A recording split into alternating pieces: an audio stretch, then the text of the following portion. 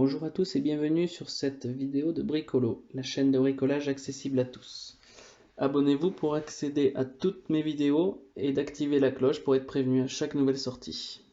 On se retrouve aujourd'hui pour apprendre ensemble les bases de la peinture du bâtiment. Restez jusqu'à la fin pour profiter de conseils pour une belle finition de votre projet. Avant de peindre un mur, il faut le préparer, c'est l'étape la plus importante. On va commencer par reboucher les trous et les creux avant de s'attaquer au ponçage. Le but du ponçage est de lisser au maximum votre mur. Il existe plusieurs types de papier à poncer qui découlent de la taille du grain. Plus un mur est abîmé et plus le grain sera important. Sur un mur avec beaucoup d'irrégularités ou une peinture en mauvais état, on va poncer la totalité avec un grain de 80, puis de 120 pour finir avec un grain de 180 pour une finition lisse.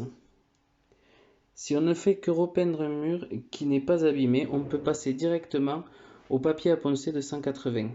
Même si votre mur est en parfait état, il faudra quand même passer un ponçage en 180 pour rayer le mur et donner une accroche à la nouvelle peinture.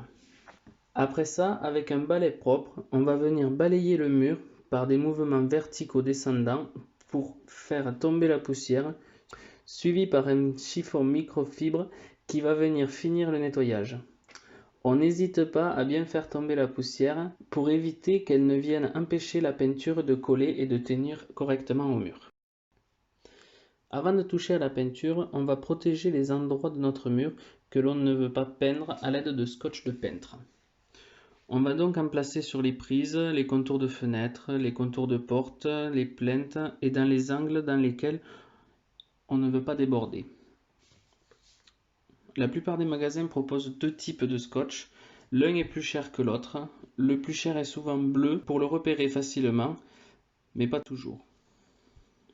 Quoi qu'il en soit, je suis désolé, mais je vous conseille de prendre le plus cher des deux. Il colle mieux, il ne casse pas quand on l'enlève, et en plus, il n'arrache pas la peinture quand on le retire, mais chacun fait comme il veut. Si comme moi, vous voulez changer de couleur au milieu d'un mur, voici les étapes à suivre. Pour commencer, à l'aide d'un niveau, on va tracer des petits traits pour guider le scotch sur toute la hauteur. Ensuite, il ne reste plus qu'à placer le scotch le long des traits légèrement décalés pour être sûr que les traits de crayon soient recouverts par la peinture.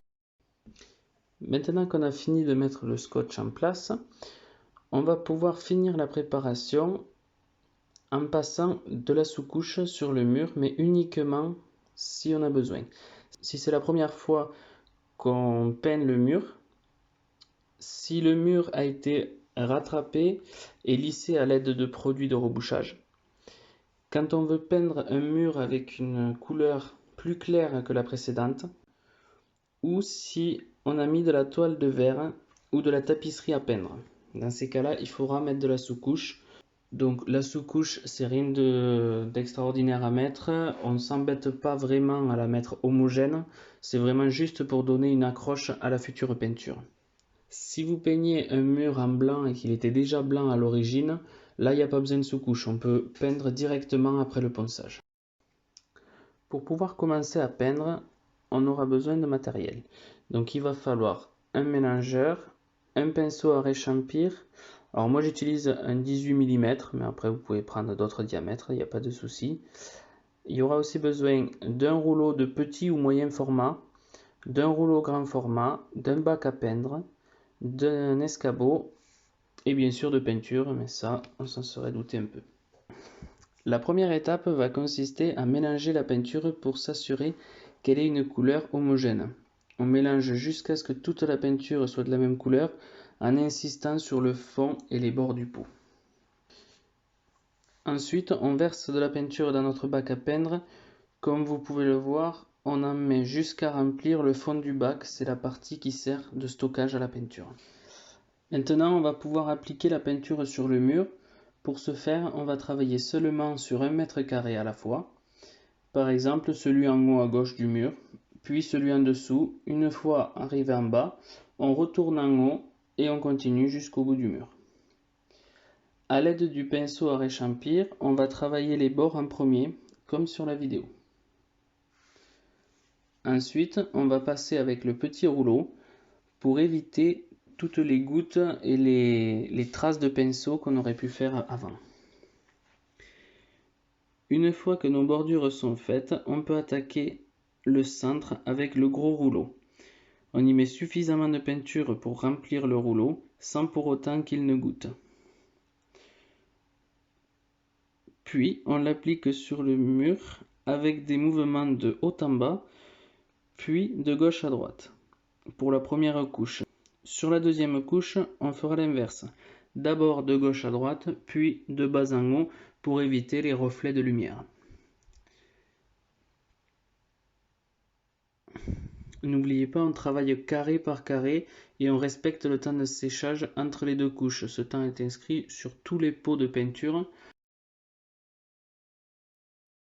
Pour peindre le tour des prises, c'est le même principe que pour les angles. D'abord au pinceau, puis au petit rouleau, avant de passer au gros rouleau sur le reste du mur. Maintenant que la peinture est terminée, on va pouvoir voir ensemble quelques astuces de travail qui vont vous faciliter la vie.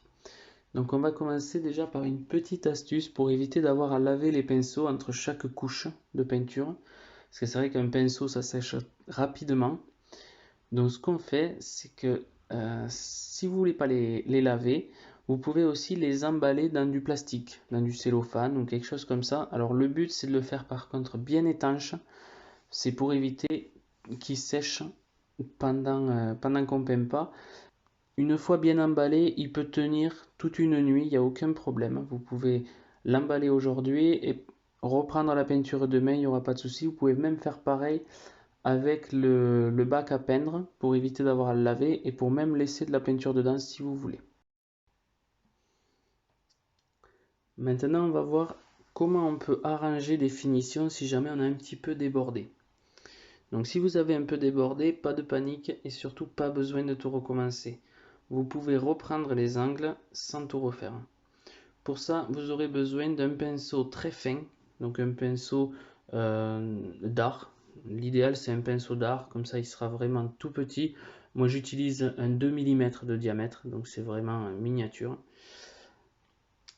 Et ensuite, vous aurez besoin d'un petit peu de peinture et d'un chiffon ou d'un sopalin, peu importe. Donc vous prenez un petit peu de peinture sur le pinceau. Ensuite, vous placez la spatule contre le mur dans l'angle et vous peignez délicatement toute la partie où vous avez débordé. Donc vous faites ça tout le long du mur. Alors surtout, vous n'oubliez pas, à chaque fois que vous décollez la spatule de l'angle du mur, vous l'essuyez avec le chiffon pour éviter que quand vous la reposez, elle vienne apporter de la peinture elle aussi.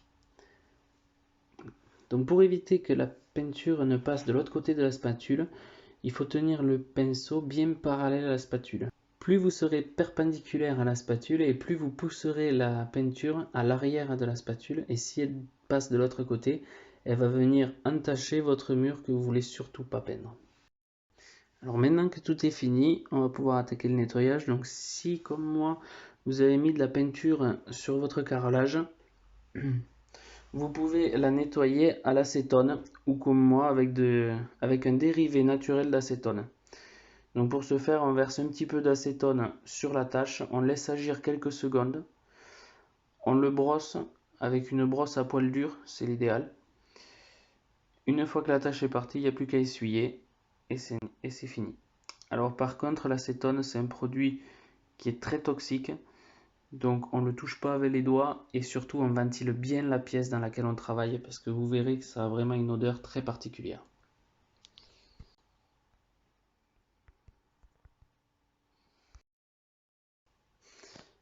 Maintenant que le sol est bien propre, vous pouvez aménager la pièce à votre bon vouloir et en profiter.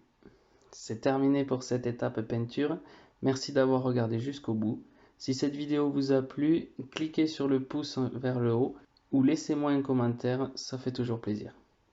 Vous pouvez aussi vous abonner à ma chaîne Bricolo pour accéder à toutes mes vidéos.